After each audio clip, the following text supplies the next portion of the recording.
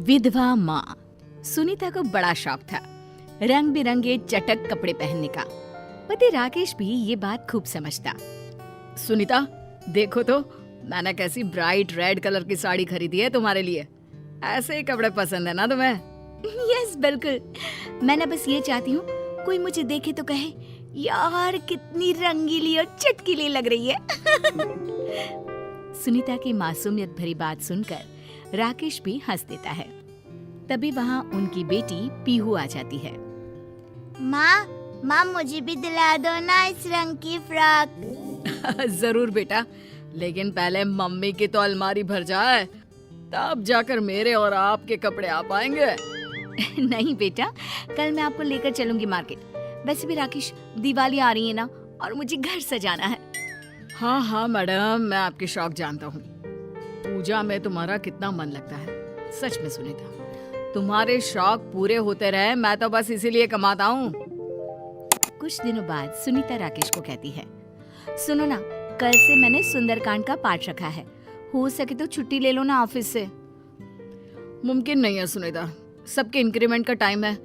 अब मैं half day ले लूंगा कुछ दिनों के लिए।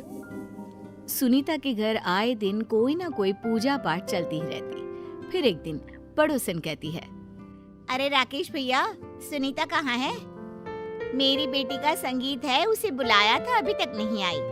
उसके बिना तो मोहल्ले का हर फंक्शन अधूरा है। अरे भाभी, आप तो जानती हैं, जरा सा कोई काम हो तो मेरी सुनीता कितने श्रृंगार करती है। यहाँ तो बेटी का संगीत है। अरे देखिए, पार्लर तो नहीं निकल गई ना। दोनों हंसने लगते हैं कि वहाँ सुनीता आ जाती है, सर से पैर तक सजी धजी। सुनीता किसी दुल्हन से कम नहीं लग रही थी। अच्छी बात है, मेरे पीछे पड़ोसन से मिलकर मेरी बुराई कर रहे हो। सही कह रहे थे राकेश भैया आप, ये तो किसी पार्लर से ही तैयार होकर आ रही है। इतना तो मैंने भी मेकअप नहीं किया सुनीता। अरे चलो ना, मेरा शौक ही क्या है, बस गाना बजाना, सजना सवरना और पूजा पाठ। अब चलो, देर हो रही है ना। बन्ना बन्नी गाने के लिए तो मैंने कितने दिनों से तैयारी की है। अब सुनीता, जल्दी आ जाना, पीहू इंतजार करेगी। लेकिन जहाँ नाच गाने का कार्यक्रम हो, वहाँ से सुनीता को जल्दी कौन ला सकता है घर। पूरी शाम के बाद जब देर रात सुनीता घर पहुँचती है तो, माँ, पापा ने सारा खाना बनाया है और मैंने लगाया है, चलो खा लेते हैं। हाँ, मुझे ना वक्त का पता ही नहीं चला। कल सुबह सुबह जल्दी जाना भी है। वो क्या है ना, हल्दी का कार्यक्रम है। पीहू भी देख रही थी कि माँ कितनी शौकीन और खुश मिजाज औरत है, जिसकी खुशी ही छोटी छोटी बातों में है। राकेश भी सुनीता से बहुत प्यार करता।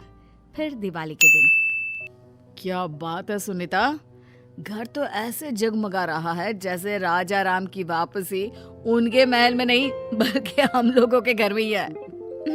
और पता है, त्योहारों को अच्छे से मनाना चाहिए। भले ही ज्यादा पैसे खर्च ना करो, लेकिन साफ सफाई और सजावट बहुत जरूरी होती है। बढ़ चढ़कर मनाना चाहिए त्योहारों को। चलिए, आप ये नए कपड़े पहन लीजिए। अरे वाह सुनीता, क्या कॉम्बिनेशन है। मेरा कुर्ता, तुम्हारी साड़ी और पीहू की फ्रॉक, सब लाल। यस, लाल रंग शुभ और खुशी की निशानी है, इसीलिए तो ये मेरा फेवरेट रंग है। सब कुछ ठीक चल रहा था, लेकिन कहते हैं ना, अनहोनी कब आ जाए पता ही नहीं चलता।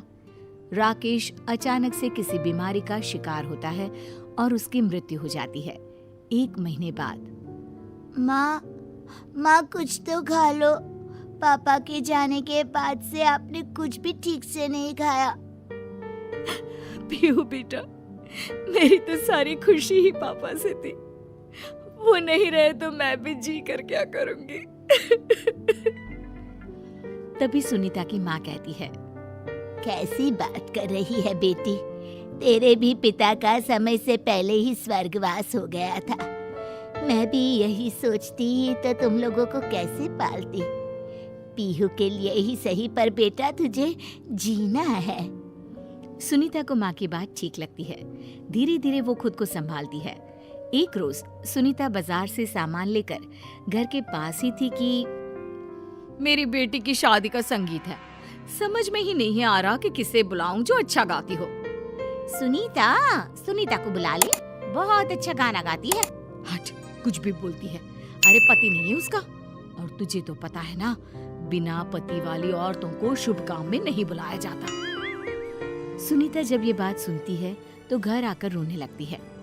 क्या हो गया माँ, कोई बात है क्या? सुनीता बेटी के सामने खुद को संभालती है। नहीं बेटा, वो क्या है ना, अचानक पापा की याद आ गई। सुनीता धीरे धीरे खुद को घर के काम और पीहू की पढ़ाई में बिजी कर लेती है। एक रोज, अरे सुनीता, तेरे भाई की शादी है, लड़की इसी शहर की है। हम लोगों ने एक गेस्ट हाउस बुक किया है। अरे माँ, क्या जरूरत है, ये घर इतना बड़ा तो है। बेटा, मुझे तो कोई समस्या नहीं है, पर होने वाली बहू के घर वालों का कहना है कि बेटी विधवा है तो। तभी वहाँ पीहू आ जाती है। वो समझ जाती है कि मामला क्या है। नानी, क्या खाएंगी आप? और कुछ दिन तो रुकेंगी ना हम लोगों के साथ? माँ चलो ना, देखो तुम्हारा फेवरेट सीरियल शुरू हो गया है। मन मार कर सुनीता भाई की शादी के फंक्शन में जाती है, जहाँ पर पंडित आइन कहती है, अरे नहीं नहीं सुनीता बिटिया, तुम भाई को हल्दी नहीं लगा सकती हो, विधवा हो ना। थोड़ी देर बाद, बेटा सुनीता, वहाँ नाच गाना चल रहा है, तू क्या करेगी वहाँ?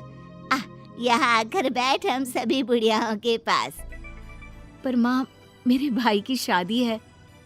अरे लेकिन तू क्या कर सकती है बेटा, ऊपर वाले ने तो तेरे जीवन से सारी खुशियाँ ही छीन ली है।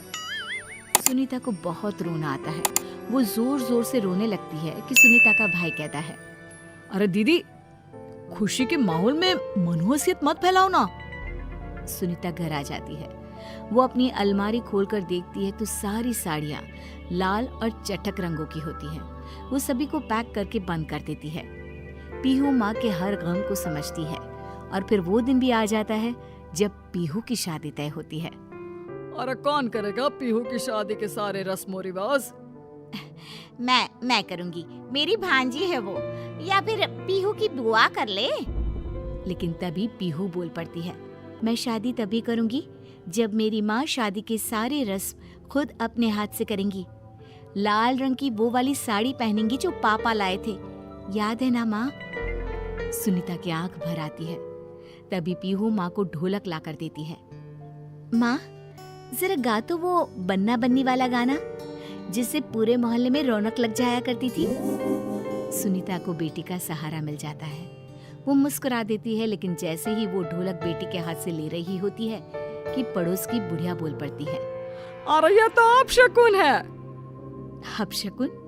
मेरी बेटी की शादी है, माँ से बड़ा शगुन बेटी के लिए कुछ नहीं होता।